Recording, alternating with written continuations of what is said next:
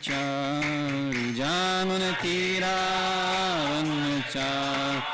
Jayo Radha Madhava Kunja Vihari Jai Radha Madhava Kunja Vihari Jayo Radha Madhava Kunja Vihari Jai Radha Madhava Kunja Vihari.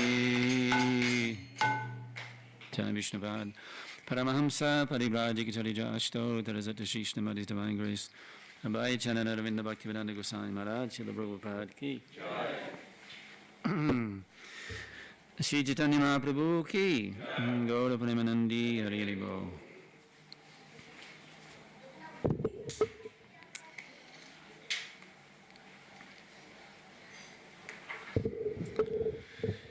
Namagantimadandasya Gananjana Sadakaya Chakshurunmilitam Jaina Tasmai Shri Gurave Namaha Shri Chaitanya Manobishtam Stapitam Jaina Bhutaleya Shayarupa Karahamayam Dadatisha Padantikam Vandeham Shri Guru Shri Jita Padakamanam Shri Gurun Vaishnavamscha Shri Rupam Sagrijitam Sahagana Raghunatam Vitam Tam Sujevam Sadvaitam Sabadutam Parijana Saitam Kushatetan Nirevam Shri Radha Krishna Padam Sahagana Lalita Shri Visakam Vitamscha Hey Krishna Karuna Sindhu Dinabandhu Jagatpate Gopesha Gopika Kanta Radha Kanta Namostute Tapta Kanchana Gauranghe Radhe Vrinda Vaneshwari Vrishabhanu Sate Devi Pranamami Havi Priye Vancha Kapadarubhyascha Kripasindu Vyevacha Padidanam Bhavanebhyo Vaishnavibhyo Namo Namah Shri Krishna Chaitanya Prabhu Nityananda Shri Dvaita Gadadhar Sivasadi Gaura Bhakta Hare Krishna Krishna Krishna Hare Hare Hare Rama Rama Rama Hare Hare Om Namo Bhagavate Vasudevaya Om Namo Bhagavate Vasudevaya Om Namo Bhagavate Vasudevaya Om Namo Bhagavate Vasudevaya Om Namo Bhagavate Vasudevaya Om Namo Bhagavate Vasudevaya. So today, as we're all well aware, is the anniversary of the appearance of Sri Chaitanya Mahaprabhu, the inaugurator of the Sankirtan movement, which is, of course, Lord Chaitanya's eternal transcendental Leela, his pastime. So, to understand the purpose of Lord Chaitanya's appearance,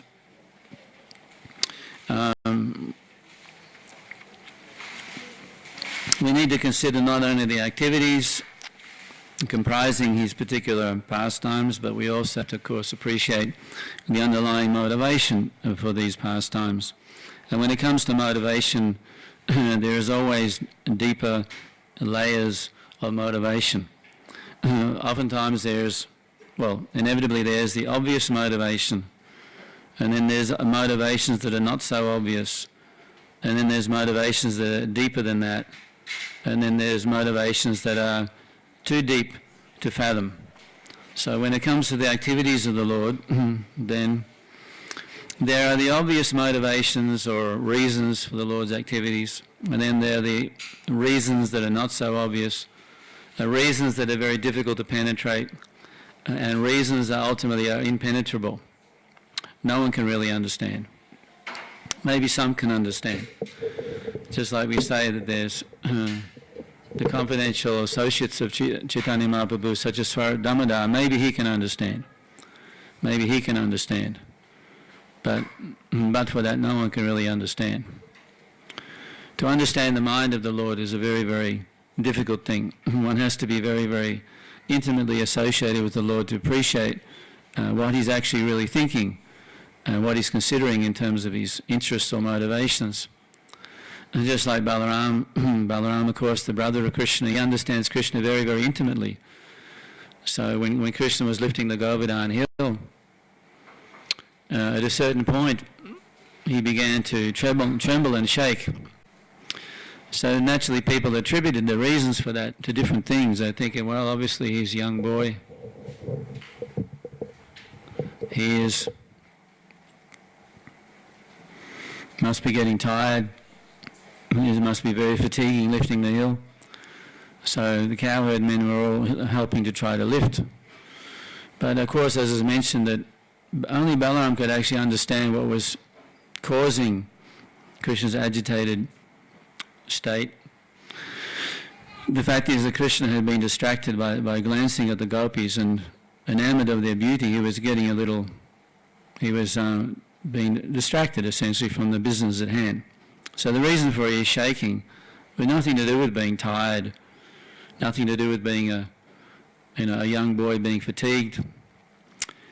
It had to do with other things altogether, which no one could really appreciate, except Balaram, who understood the mind of his brother intimately. He could actually see what was happening. So, in the same way, all of the activities of the Lord, they're made up of activities, and underpinning those activities are interests or reasons, and then underpinning them are again more subtle motivations and reasons. So the obvious reasons for the appearance of Lord Chaitanya Mahaprabhu was, of course, to establish the principles of religion for the Kali Yuga, as it says, Yada Yada Hi Dhanamasya, that again and again the Lord appears in order to establish Dharma, which is the religious process just suitable to the age. Kritya Jaito Vishnu Chaitayam Jatito Makahai. As is mentioned in the Bhagavatam, that in the Satya Yuga the process was meditation on the Lord, Jaito Vishnu, and in Treta Yuga the process was Jajito Makahai, which means sacrificial ceremonies. And in the Dwapara Yuga, of course, it was considered to be deity worship, and then in the Kali Yuga, Kalodhadhari Kirtanat is the process of chanting of the holy name. So this is the Yuga Dharma. So of course there are many, many yugas. In every day of Lord Brahma there's considered to be 1,000 yuga cycles. So there's 1,000 Kali Yugas. In each particular yuga the Lord appears as Chaitanya Mahaprabhu, the yellow avatar, the Krishna Varnam Tish Akrishnam. He's Akrishna, which means the opposite of black. So he's white, or golden rather. Well, it's actually the opposite of dark blue.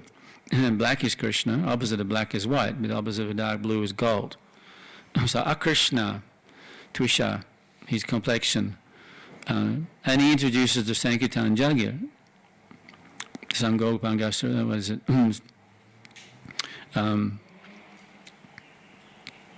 And therefore it says, in this day and age people will worship the Supreme Lord by the performance of Sankirtan Jagya. So what is the purpose of worship? The purpose of worship is to please the Supreme, to cultivate some appreciation and attraction for the Supreme. And the consequence of that is that one achieves freedom from material existence, one becomes liberated from material existence, goes home, back to Godhead. So of course that is the fundamental purpose and intention of the whole of creation throughout all of history, that the living entity becomes liberated and goes home back to Godhead. But this particular process is not particularly interesting to Krishna, because that kind of relationship with the Lord based upon appreciation, in other words, appreciating his wonderful glory, is Sadaishvariyai Punayaha Bhagavan Sashayamayam, that the Supreme Lord, of course, is full of multifarious qualities or potencies. Sadaishvariyai.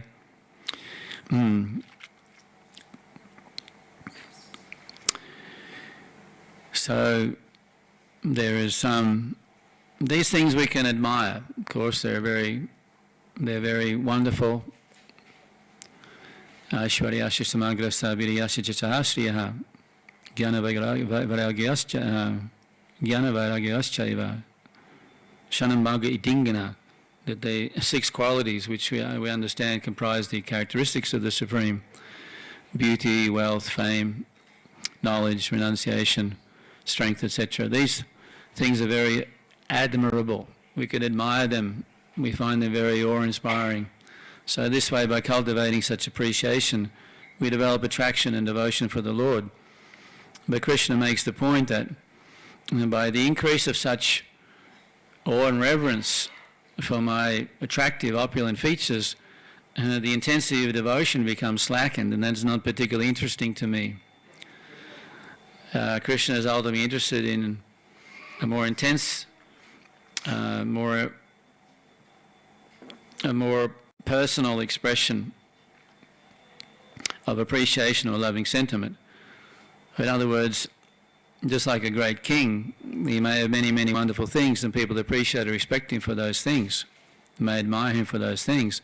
But beyond all those opulence, there is himself as a person. So Krishna wants to be appreciated more for himself as a person than for all of the opulence that comprise his reflected characteristics. So beneath all of the glory and all of the extraordinary display of potency, there is the person Krishna. So to appreciate Krishna, as it says in Gpinath, we have to remove the dazzling effulgence of Krishna's glories to appreciate the inner person. So that is much, much more appealing to Krishna, is much more enthusing to Krishna. So that particular kind of intimate experience of appreciation for the Lord is diminished by the glaring effulgence of his transcendental attractions or potencies. So therefore, one has to be able to penetrate that, go beyond that, and see to the personhood of Krishna. So this, of course, is not available ordinarily. It is not a common thing. The awe and reverence, the passive and active adoration that makes up the Vaikuntha realm, is the destination for those who are approaching the Lord with some tinge of self-interest. But the realm beyond that, the world beyond that, is the realm of Krishna's personal activities and pastimes in Goloka. And that world requires a different kind of qualification. And is actually, it's mentioned that first-class devotional service, anukoyena, of course, is rendered favourably, jnanakamadyanavritam, but is not tinged by any kind of personal consideration. First-class devotional service is devoid of any slightest tinge or calculation of self-interest. And this is the characteristic or quality of the loving relationship or the loving attitude of the residents of Vrindavan. It is an acute form of selflessness. It's an acute selflessness. Selfishness is conspicuous by its absence, but it transforms into absolute selflessness. So this is the general mood of Vrindavan, or of Vrindavandam, what is called Braj Prem. So reflecting upon Krishna's psychology or mentality, Krishna's Kaviraj Goswami has explained in Chaitanya Charitamrita that the Lord in Vrindavan, he appears there manifesting his transcendental pastime, his intimate pastimes of Goloka Vrindavan, his Raj Leela, and he enjoys that for a long, long time. But then he reflects that for it has been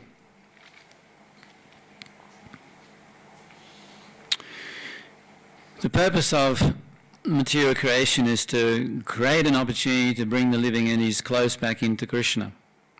But of course, there is different octaves of that accomplishment. There's low octaves and higher octaves. And the ultimate accomplishment, of course, is the ultimate objective. And if the ultimate objective can never be facilitated, or the opportunity can never be given, then to some extent the purpose of material creation is defeated.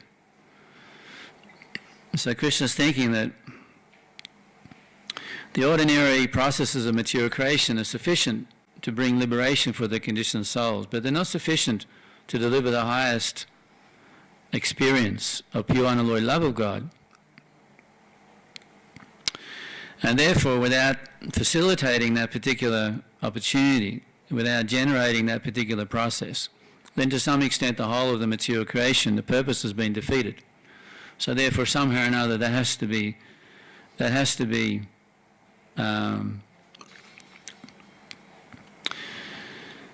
that objective or aim of material creation has to be facilitated. But he's saying that how is that to be done? He says, Yuga Dharma Pravatana Hoya Hanksa Oite. My plenary parts, my ankhas, my parts are sufficient for that particular purpose. The Yuga Dharma, which is the process of self-realization, or the pure process of religion that brings liberation in any particular age, that can be accomplished. Paritranaya Shadanam Vinashyati Duskritam. These particular reasons and purposes for the Lord's appearance, they can be accomplished without any particular difficulty, simply by my plenary parts. Amkshaha Hoite. That is not a very difficult thing. It's almost, he's saying, anybody can do that job. But to deliver the intimate love that is the business and the foundation of existence in Goloka Vrindavan, he's saying that Atma Vinahoya Nare Rajdam Dite, that but for myself, who can give that? But for myself, it is not possible for anybody else to deliver that opportunity, to actually be able to create that facility and to be able to draw the living entities into that particular existence, that particular pure unalloyed love of God, that reciprocation based upon what's called the Chaturavidha, or the four kinds of intimate loving exchange, the superior rasas, which are understood to be, of course,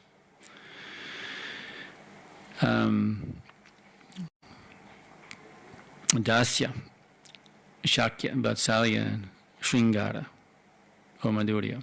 So these particular rasas are not intimately displayed except in Goloka Vrindavan. Of course, in Vaikuntha Dham there is Shanta, and there's some degree of Dasya, but it's more by passive adoration. In Goloka Vrindavan there's a much more active form of intimate service to the Lord. And then, of course, there's friendship based upon a fraternal exchange, and then there's parental, based upon the relationship of taking care of Krishna, seeing to the interests of Krishna. In other words, becoming, not having the Lord as one's supplier of needs or protector, but of becoming the protector and the facilitator for the Lord's requirements. And then, of course, there's Madhurya Ras, or intimate Ras, conjugal Ras. So these are the currency in Vrindavan Dham, in the Goloka Vrindavan. So, however, because Krishna is Rasaraj, he is the chief or the controller of all such intimate rasa, only he can deliver this particular opportunity. So he's thinking that somehow or another I will have to come and deliver this particular. So therefore, in ordinary Kali Yugas, the Supreme Personality of Godhead in form of an Amkshaha, a part, an expansion of his energy comes as Gaura Bhagavan, or the Supreme Lord, Personality of Godhead is the Gaura incarnation. But in one particular Kali Yuga, it's mentioned in the 28th millennium of at the end of the 28th millennium of the Vaivashvata Manu, the 7th Manu, in a particular day of Lord Brahma, in this particular day of Lord Brahma that we're currently existing within, then the Lord agrees to personally come. He thinks, oh, I will come personally. So the Swayam Bhagavan Krishna, he is coming. So, still in all, he appears as he did 5,000 years ago, and he manifests his Raj Leela just in order to attract the living entities and give them the clue or the understanding what more there may be available even beyond Vaikuntha. So that has been there established. But in the course of that particular pastime, he develops a certain frustration. And that is that he suspects, as much as he enjoys and relishes all of his intimate pastimes with the residents of Vrindavan, in all these different sort of mood of relationships, there's one particular relationship, and he of course appreciates and understands the reciprocal affairs of all of these residents. But except for one particular person that he finds very, very difficult to comprehend, and that is, of course, his own eternal consort, Srimati Radharani. He finds himself somehow defeated by her. He suspects her position as being superior. He's thinking, of course, I am the reservoir of all transcendental experience of pleasure, but somehow I suspect that her pleasure is superior to mine. Her psychology and mentality is unfathomable even by me. I cannot even begin to comprehend the pleasure she must be experiencing. So therefore he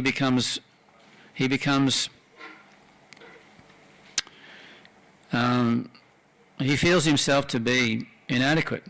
To some extent he feels bereft. And he's thinking, how can I remedy this inadequacy within me? Her position is superior even to mine. So he develops an aspiration somehow or another that he has to comprehend or understand her particular experience in terms of what is called her Radha Bhav, or her particular mood of devotion. So conceiving of that particular desire, reflecting upon it, that desire becomes more and more intense.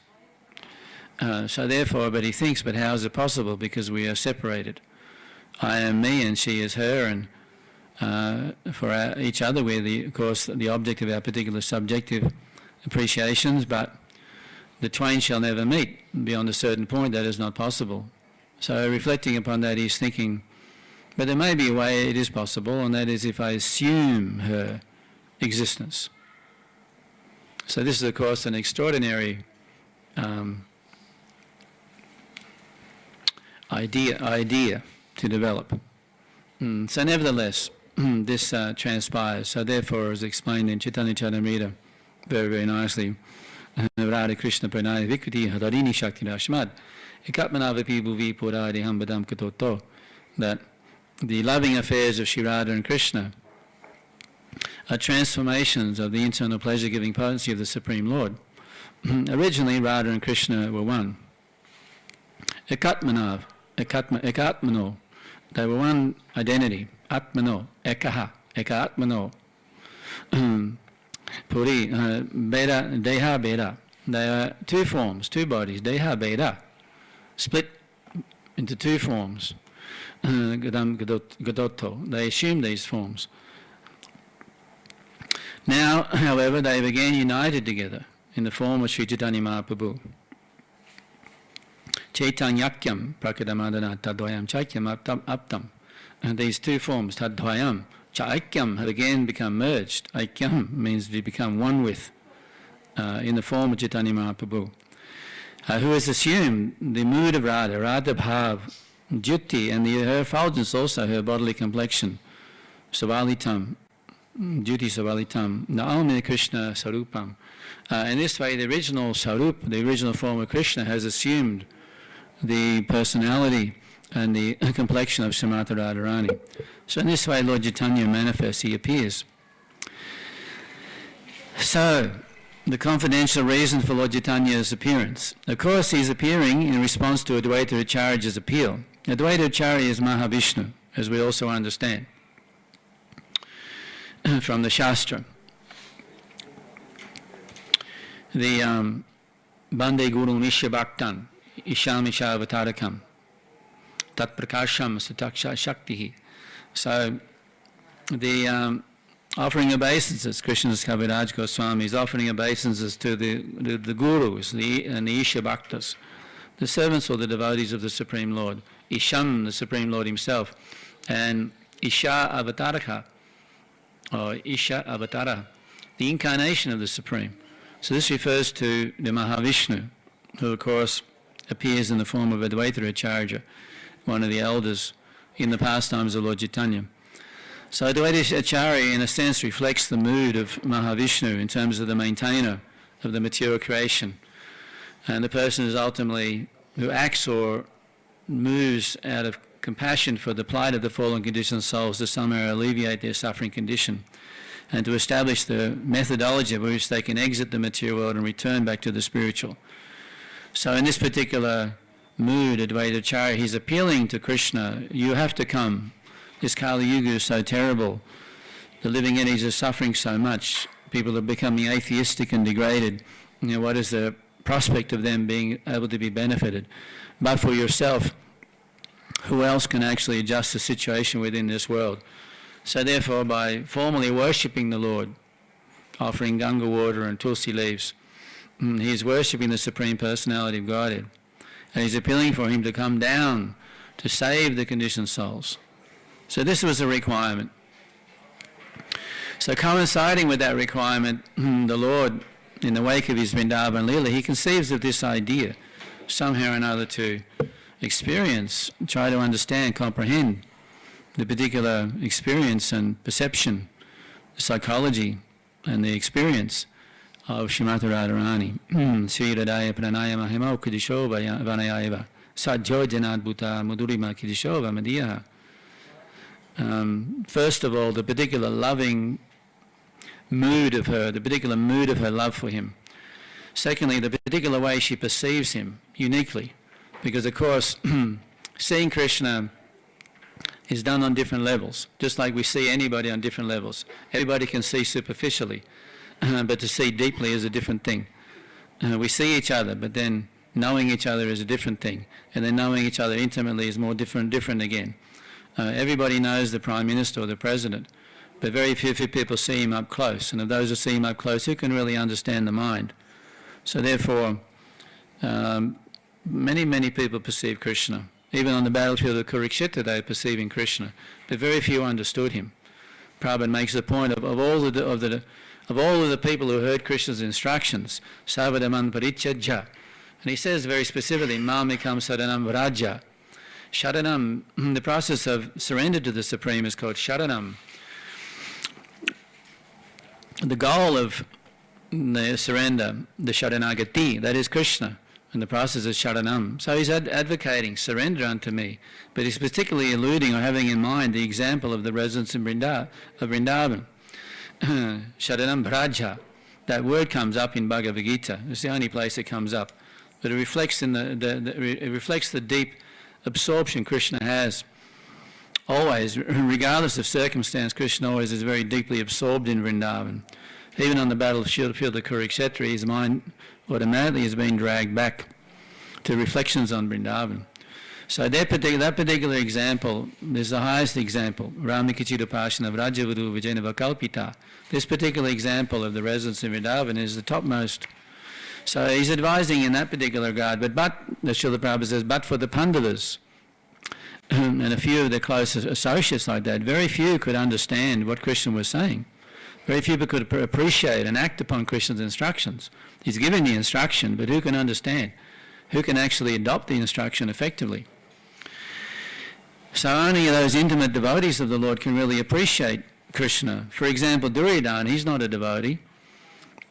He doesn't really appreciate Krishna, not like Arjuna. So Krishna, prior to the battle of Kurukshetra, he declined to get involved. He said, how can I get involved in this war? He said, I'm related to both sides of the family. I cannot get involved. So what I will do, I will divide myself in half. One half is my kingdom, my army. The other half is me. I personally cannot fight. I will not fight. But you choose. What would you like? You can have this half of me, this half of me. So Duryodhana, of course, calculating materially, he's thinking, well, what is the use of Krishna? He's only one man.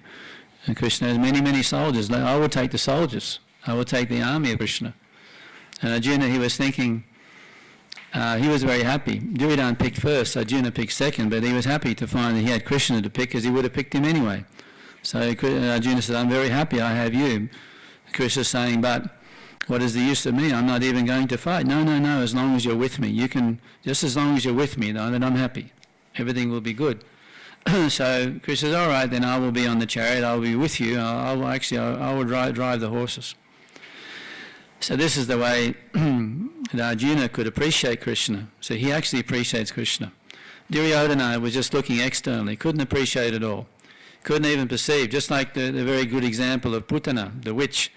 When she came to Vrindavan to feed the baby Krishna, of course, even though she's a demon, when she actually saw the baby Krishna, she was thinking to herself, the potency of this baby.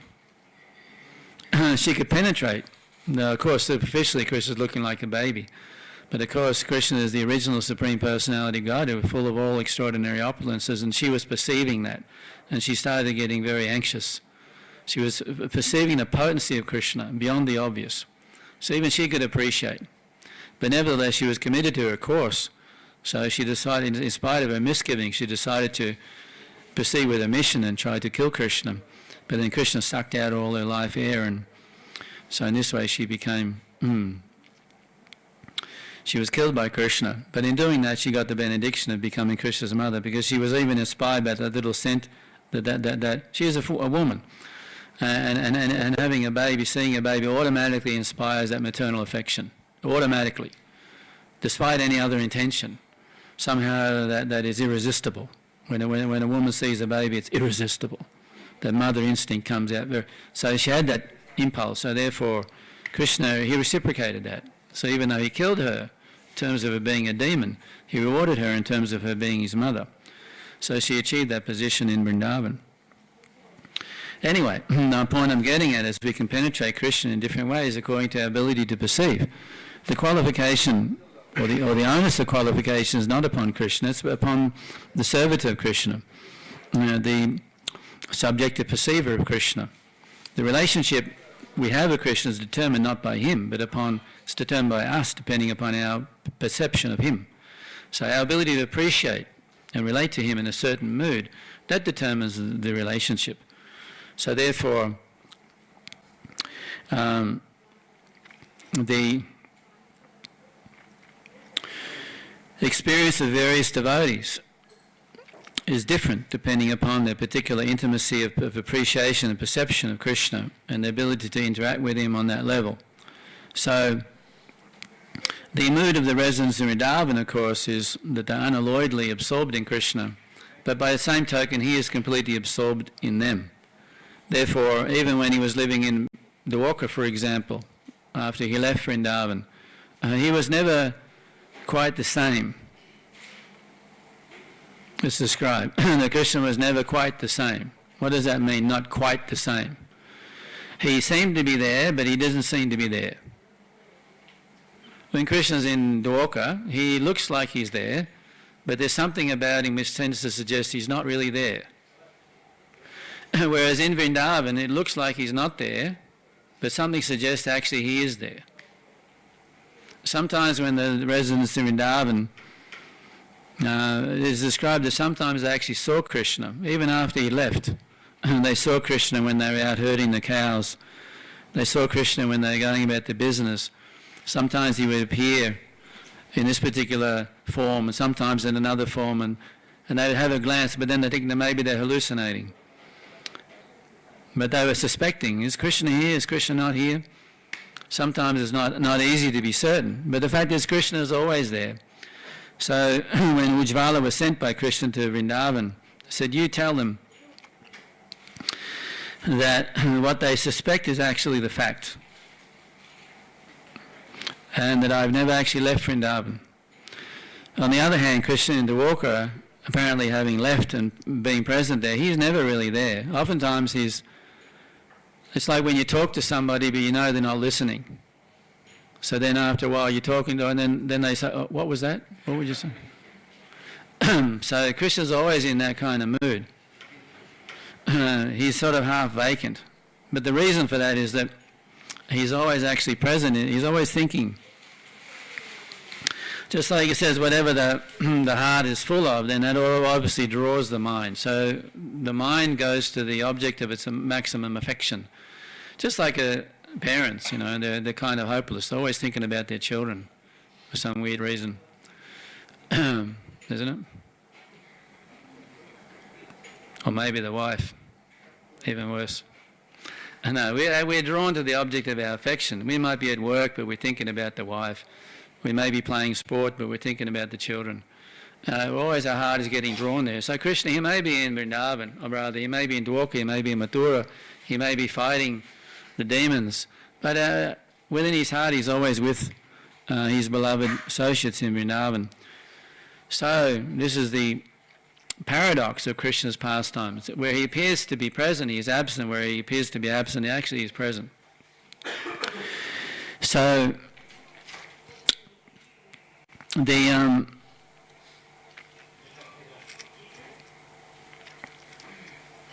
Krishna's intention is to, instead of experiencing his devotees from the point of view of himself as the subject and them as the object, he wants now to become the subject with himself as the object. He wants to experience that. And especially, of course, as that is embodied in the appreciation and perception of Srimati Radharani in her particular mood of relating to him. So first of all, her particular mood of love, Radha Bhav, her particular mood in service to Krishna. And then, of course, the depth of her perception of Krishna. Krishna is attractive, he's all attractive. He's full of all sorts of multifarious, wonderful and indescribable qualities, not just, of course, in terms of his opulences, but his personal qualities. Many, many personal qualities. His humour, his sagacity, his depth, his wisdom. His wonderful qualities that only you can understand when you're intimately. So Radharani sees these things, experiences these things. So her particular perception of Krishna is unique. It is more deeper, more full, more complete, more intimate, more developed than any other devotee. So it could truly be said that the only one who actually knows Krishna fully is Radha. So Krishna wants to have that experience, how she knows him. And then in consequence, of course, from her service, she enjoys a unique kind of happiness. As it says that through our service, the byproduct is ecstasy. So she enjoys a unique kind of ecstasy. Saukyam chashad manadbhavatam kidrisham beridobat. So kidrisham. He wants to know, what is this? What is this? What is this? What is her mood? What is her perception? What is her happiness? These things I cannot comprehend unless I assume her. So in this way he does, and he appears therefore in the form of Chaitanya Mahaprabhu. And in that particular form he enters into her service. So her service, of course, is considered unique. It is called Radha Bhav.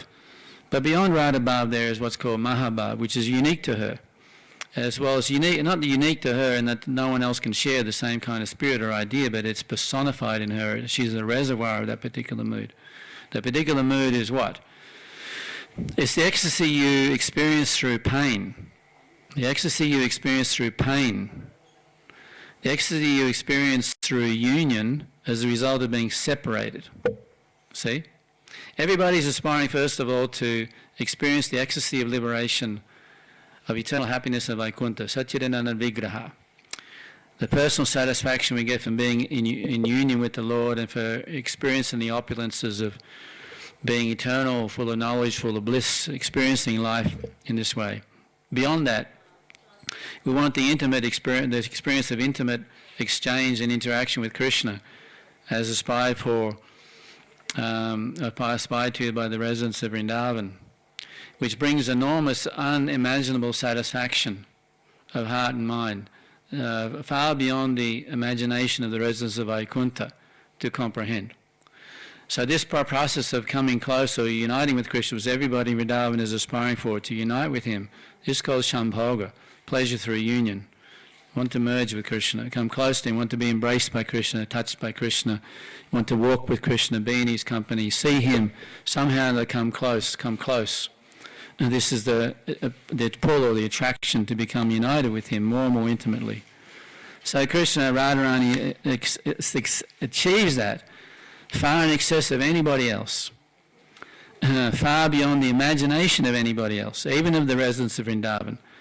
When Nandaram Maharaj and Mother Jasoda are asleep, thinking all is well with the world, Radharani is with Krishna, unbeknownst to anybody else. She experiences that. Then, even beyond that she goes. What is beyond that? It is when love becomes pain, when the satisfaction of Sambhoga turns into the pain of loss, of separation. So she experiences that moment to moment, but she cultivates that. I mean, actually that becomes cultivated as a specific art in and of itself. Becomes cultivated as a phenomenon in and of itself. And she is the custodian of that particular experience. This is called Mahabhav. And beyond that which can be even comprehended by the residents of Vrindavan in general. So the spirit is one based upon being, the experience is one based upon being apart from Krishna.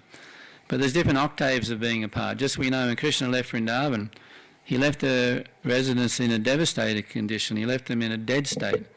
They died, effectively, simply out of their sense of loss, the incredible pain that they were experiencing because of Krishna's departure.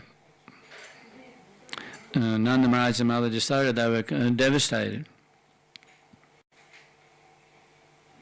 Especially Nanda Maharaj, he was even most devastated.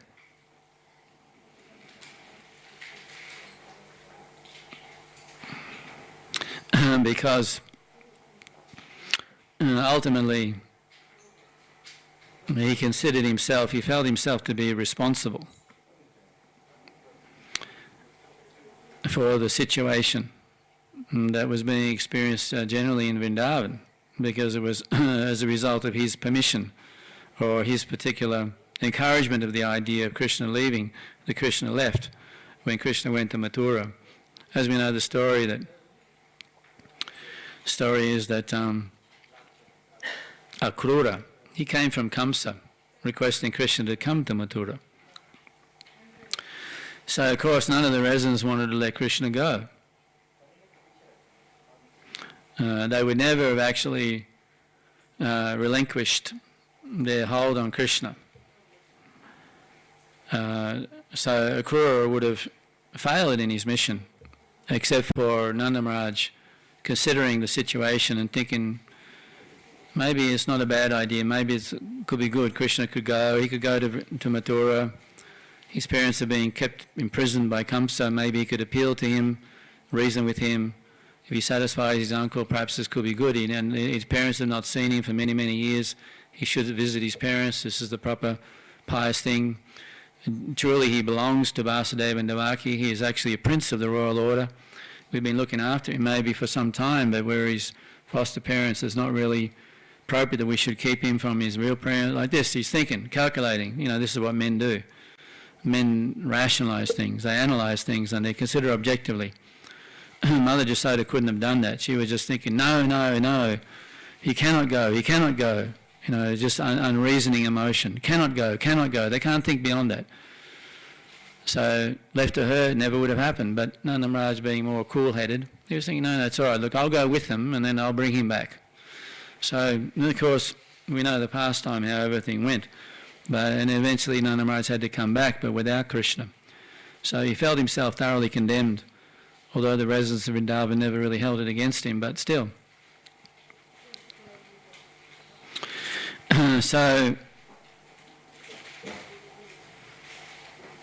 this particular experience of Nanda Maharaj becomes relevant in Chaitanya Leela as well, because it's reflected in that Leela, and Nanda Maharaj is conspicuous by his absence, because of course Lord Chaitanya also left home. He left home just as Krishna did, but Krishna was younger, maybe 10 years younger. Lord Chaitanya was 24 when he left home. He took sannyas.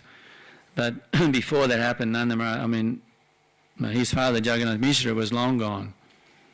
The reason for that is he simply was a bit like the story of Lord Ramchandra and Lakshman. Everybody knows that story. You know, what is the unique aspect of the pastime of Lord Ramchandra and Lakshman? Does anybody know what the particular unique feature of that relationship is? Who is Lord Ramchandra? originally. Of course, he's Krishna, isn't it? So who is Balaram? And what's the unique aspect of their particular relationship in that pastime? He is the younger brother. This is the one pastime in which Balaram appears as younger, because of course we know that he's eternal Leela as he's the older brother. He's the protector of Krishna. He is the senior. So he instructs and advises and guides, looks after him and keeps him under control. And in this particular pastime he agrees to become the younger brother, and Lord Ramchandra, he's in charge. But as a result of Lord Ramchandra being in charge, Lakshmana had a hellish life. So he said, never again, never again. So in the same way, Nanda Maharaj is thinking, never again, never again. So therefore in Lord Chaitanya Leela, he disappears long before Lord Chaitanya disappears.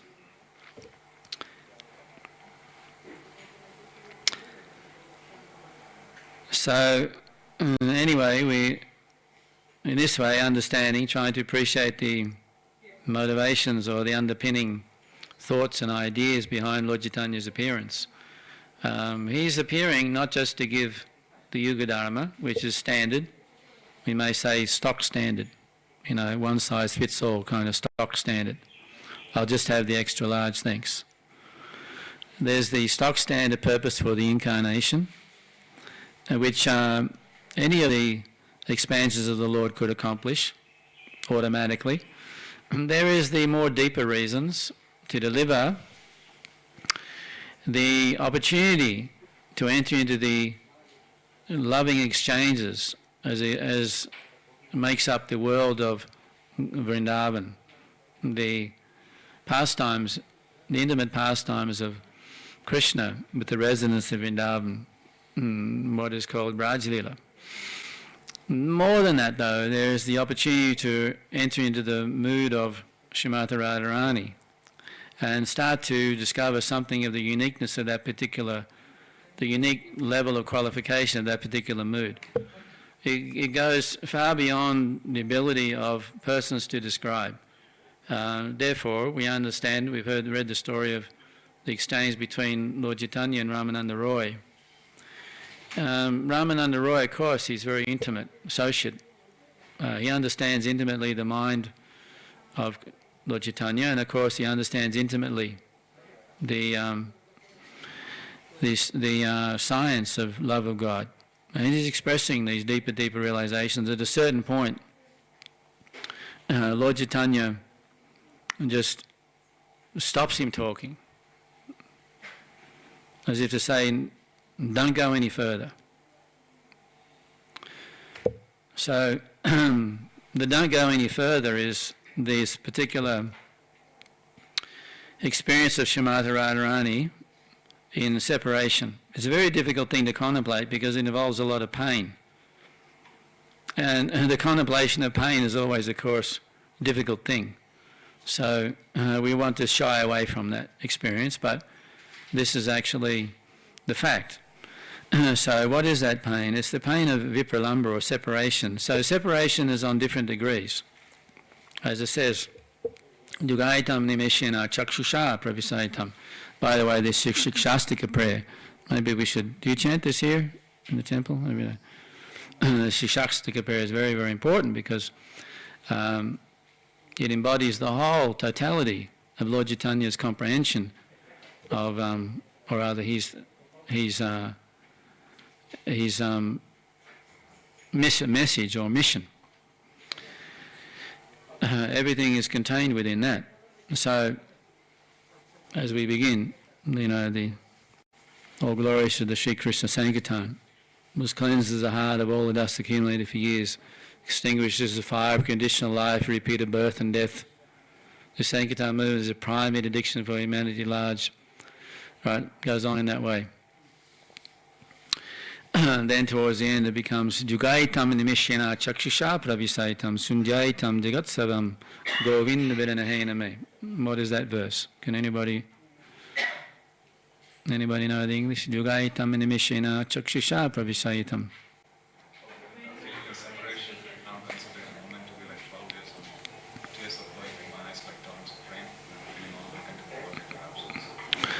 Yes. Sunjaitam, Jagat Sarvam. This Jagat is completely Sunjaitam, Jagat Sarvam. It is sunya, or void. Completely. I experience it like that. And this is the mood of the residents of Vrindavan after Krishna leaves. Sujaitam Jagat Sarvam Govinda Vidanahena. This loss of you. Vidanahena is taken away, separated. Vidanahena. So this is the death that the residents of Vrindavan experience when Krishna leaves. But there's even a deeper death. There's a worse form of death.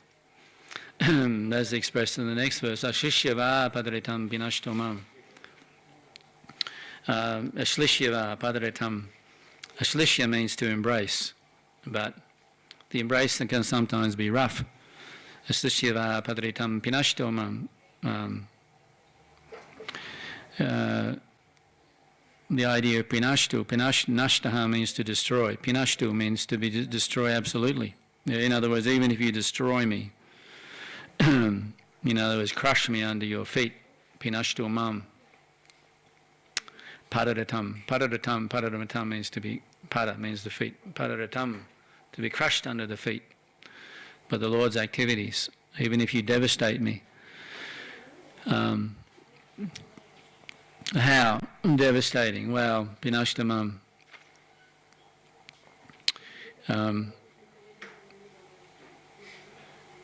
Pranadatashthushevana paraha. You always are my worshipful Lord, even if you become what's called a debauchee. This is the worst thing. A lampato, lampataha, which means to become like a debauchee. See, so it's one thing to be separated from the beloved, but it's another thing for someone to get in between. And that's a different sort of, that's a higher octave of separation. That's very, very intolerable. But it's not intolerable. Why is that? Because Radharani arranges it. She arranges it. See, that it's very difficult to comprehend the intimacy of this particular kind of service. But this is generally the principle in Vrindavan. The principle is that everybody's pushing everyone else. No, you go to Krishna. No, you go to Krishna. No, you go to Krishna. No, you go to Krishna. So this is selflessness. In Vaikuntha, everybody wants to be next to Lord Vishnu. No, I want to go. I want to be there. I want to be seen. I want to be. But in Vrindavan, it's no, you go. And you make Krishna happy, and you be happy in that. So the this experience of facilitating the union of Krishna with his devotees, but at the same time, innately, or as a matter of, or as a characteristic of that, or symptom of that, one themselves is separate from Krishna. For example, Lord Balaram, he also serves Krishna in every respect. He is what's called the Sevyaka Bhagavan. He is the actual Supreme Personality servant to Bhagavan, so therefore he serves Krishna in every respect. He is serving Krishna in every situation, in every leela, completely. He provides everything for Krishna. So does that mean he is absent in what's called Madhurya Leela? Because of course he's the older brother, he's taking care, he's protecting Krishna, making sure he does the right thing, but he is respectable, doesn't do anything wrong, doesn't embarrass his parents. So does that mean that when Krishna is intimately enjoying with the gopis, that Balaram is not involved there, somehow or another he's not entering? No, he actually also facilitates that. He facilitates that by removing himself, by removing any obstacle.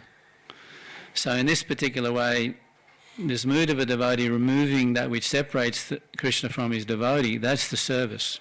This is actually the service even of the Guru. By removing our ignorance, he removes the obstacles that separates us from Krishna. So as we know that Lord Balaram, he's the embodiment of the Guru principle, prepares the path for the union of Krishna with his devotee by removing the obstacles. So Lord Balaram, he serves like that, but he serves particularly in the form of the Manjari, Ananga, who appears as the small sister, little sister Radharani. So as we know, the Manjaris, they facilitate the union of Krishna with his intimate servitors, especially the gopis of Vrindavan. So therefore, in that particular role, they themselves are not united, but they actually facilitate the unification between Krishna and others. So in some respects, especially for Radharani, that can be considered a painful thing, worse than even her own personal loss is seeing Krishna enjoying, but she arranges all that. Anyway,